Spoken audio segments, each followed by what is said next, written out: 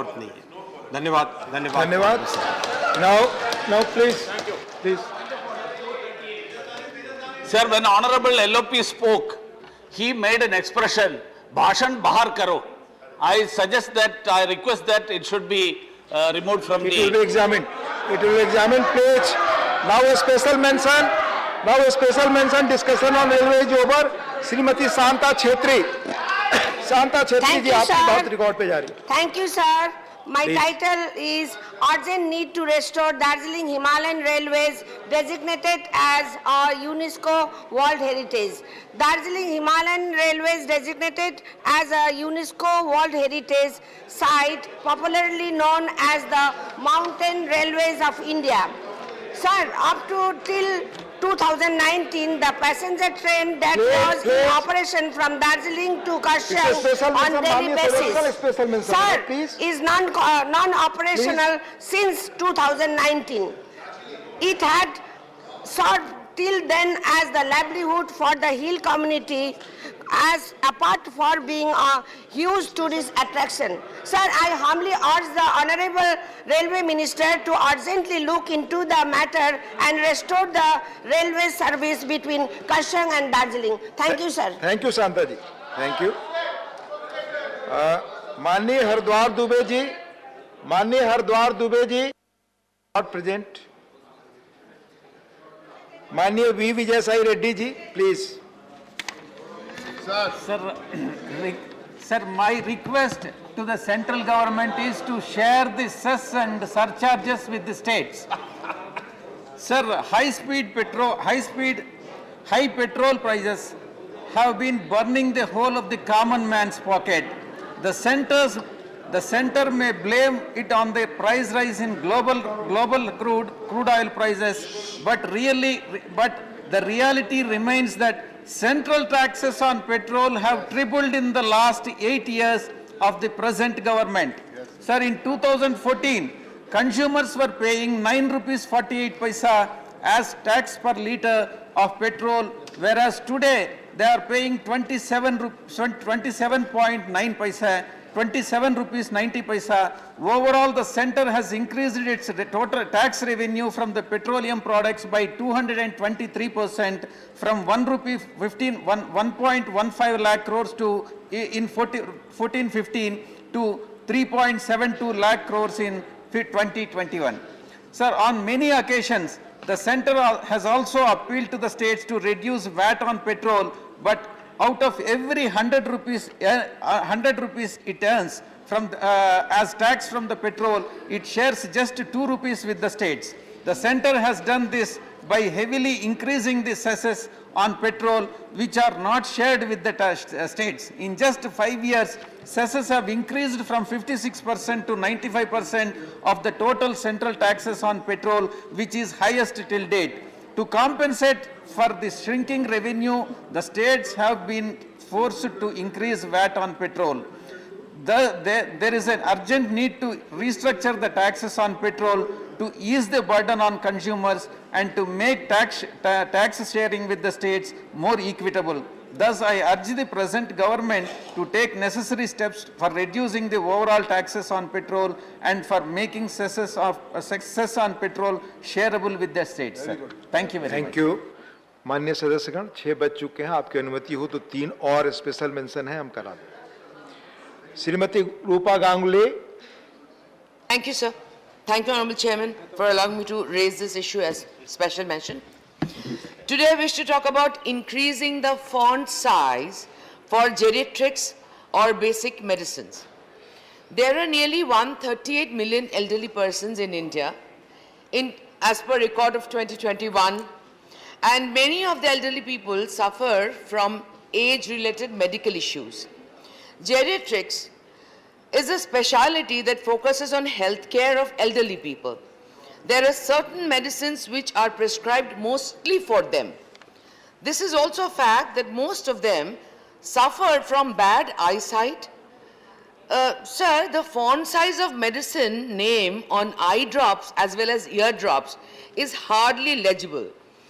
We also have witnessed that because of the changes in the society, we now have nuclear families, and in many cases, elderly people have to take care of themselves when their children are living in other cities for better opportunities.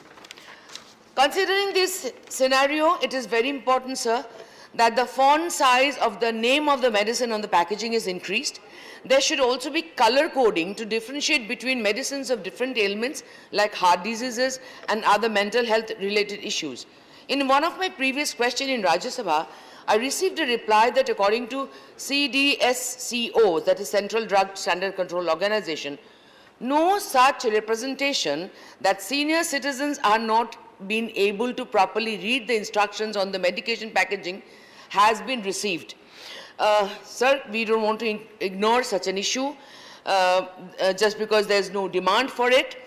As a welfare state, it's the responsibility of the government to take into the notice and hence I would suggest and urge that appropriate ministries take this into consideration. Thank you, Rupa ji. Thank you. Thank you, Rupa ji. Dr. Fauzia Khan ji. Thank you, Vice Chairman, sir. Sir, ranking 2 in a poll of nations that use cryptocurrency the most, the number of crypto users has skyrocketed to over 15 million. Around 15 million Indians are believed to have made investments in private cryptocurrency holdings. Within just a year, relevant investments have increased from $923 million to almost $6.6 million. And the pandemic has magnified some of the value propositions of cryptocurrency and decentralized finance. With the currency users doubling globally since January, India can have a crystal clear advantage by being an early mover in the global landscape of fintech. Given that the smaller towns are at the forefront in this field, rationalized regulation can increase employment opportunities in the most backward areas. If India aims to attain a $5 trillion economy, we cannot ignore the $1.7 trillion market of untapped cryptocurrency space, sir. But to achieve this benchmark, it would emanate with a regulatory framework. With increased risk of cryptocurrency being used for financing illegal activities, the solution definitely is not to absolutely ban its usage.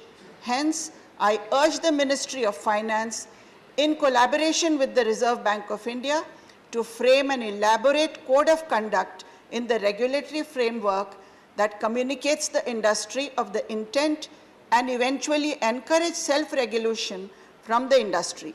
Regulated usage can help in aiding India's monetary landscape and bridge the gap areas that exist in the current fintech landscape, sir. Thank you. धन्यवाद doctor Fauzia Khan जी. Doctor Kirori Lal Meena ji.